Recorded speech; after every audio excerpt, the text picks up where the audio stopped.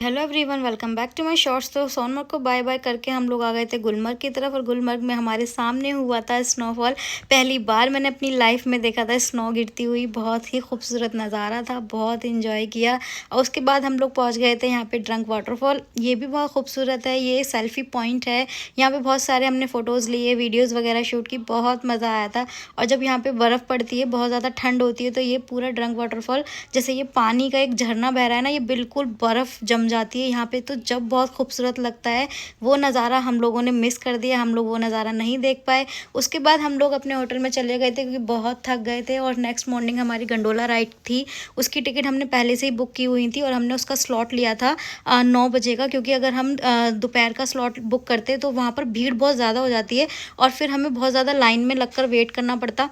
तो हमने सुबह 9 बजे का अपना स्लॉट बुक किया और हम लोग निकल गए थे। हमने एंट्री की, सबसे पहले हम उतरे फेज़ 1 में। तो यहाँ पर हम बैठ के गंडोला राइड कर रहे हैं। ये पापा के साथ बैठी हूँ, बाकी सारे पीछे वाले गंडोला में आ रहे थे। और फिर यहाँ पे हम लोग फेज़ 1 पे उतरे थे। तो यहाँ पर बहुत ज़्यादा अच्छा नहीं लगा क्योंकि इतनी ज़्यादा बर्फ़ भी नहीं थी, कुछ भी नहीं था यहाँ पे, मतलब नॉर्मल था। मुझे ज़्यादा अच्छा नहीं लगा यहाँ पे, लेकिन इन्जॉय किया मैंने। उसके बाद हम लोग चले गए थे फेज़ 2 की तरफ। तो यहाँ पर हमारा ये गंडोला आ रहा है।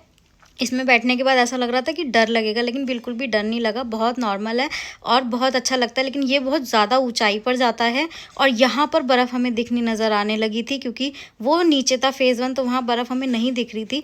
यहाँ जैसे ही हमने फेज़ 2 में एंट्री करना मतलब स्टार्ट ही किया था, तो शुरू में ही हमें इतनी ज़्यादा यहाँ पर बर्फ़ दिख गई थी, तो हम लोग पागल ही हो गए थे बर्फ़ देख। उसके बाद जब हम यहाँ पर ऊपर पहुँचे तो यहाँ का नज़ारा कुछ ऐसा था, बहुत खूबसूरत था। लेकिन यहाँ पर सांस बिल्कुल भी नहीं आ रही थी, ऑक्सीजन लेवल बहुत ज़्यादा कम था यहाँ पर। तो हम लोग ज़्यादा देर यहाँ पे रुक भी नहीं पाए थे।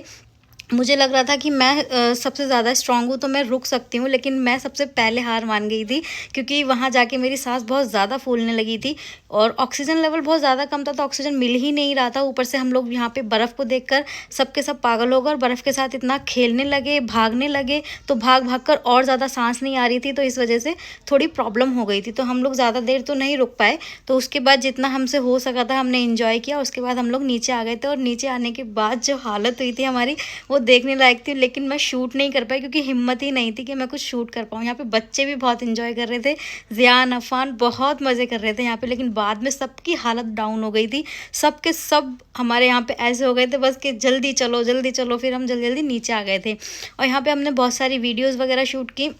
बहुत मुश्किल हो रहा था यहाँ पे रुकना, लेकिन हमने सोचा था यार इतने ज़्यादा पैसे खर्च किए हैं गंडोला राइड करने के लिए, तो थोड़ा यहाँ पर रह के अच्छे से वीडियोज़ वगैरह ले लें, फ़ोटोज़ वगैरह ले लें। तो चलिए जी, मेरा कश्मीर का ट्रिप यहीं पे ख़त्म होता है और आगे से आपको रमज़ान के ब्लॉग